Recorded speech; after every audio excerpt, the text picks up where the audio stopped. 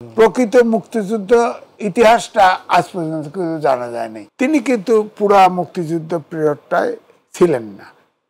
এই জন্যই প্রশ্ন কিন্তু এখনো উঠতেছে, তিনি কি আসলে মুক্তিযুদ্ধের সময় তো ছিলেনই না। তিনি মুক্তিযুদ্ধ সম্পর্কে কিছুই জানতেন না।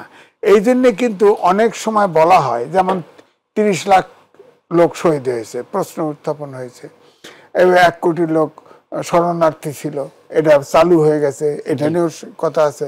কতজন প্রকৃত মুক্তিযোদ্ধা, কতজন বীরাঙ্গনা, কোন তথ্য সাইন্টিফিক আকারে এটা কিন্তু কখনো আসেনি।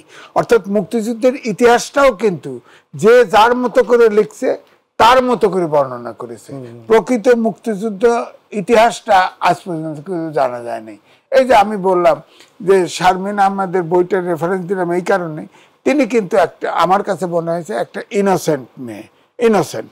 সে নিশ্চয়ই তার বাবার কথাটা বর্ণনা, যেমন ধরেন 15ই আগস্টের আগে যখন বাকশাল করা হলো আপনার 25শে জানুয়ারিতে, তখন কিন্তু তাজউদ্দিন আহমেদ তার বাড়িতে চলে গেছে, সে আর আওয়ামী লীগের অফিসে আসে না।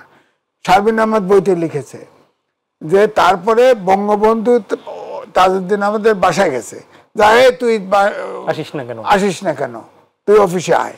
তখন তিনি বলছিলেন, তাজউদ্দিন আহমেদ বলছিলেন, বঙ্গবন্ধু আপনি তো সরার কোনো যান বাঁচানোর কোনো রাস্তা রাখলেন না, এখন পরিবর্তন যদি হতে হয়, দেশের পরিবর্তনের সুযোগ রাখলেন না, পরিবর্তন যদি হতে হয় আপনাকেও জীবন দিতে হবে, আমাকেও জীবন দিতে হবে, এই কথাটা তিনি বলেছেন।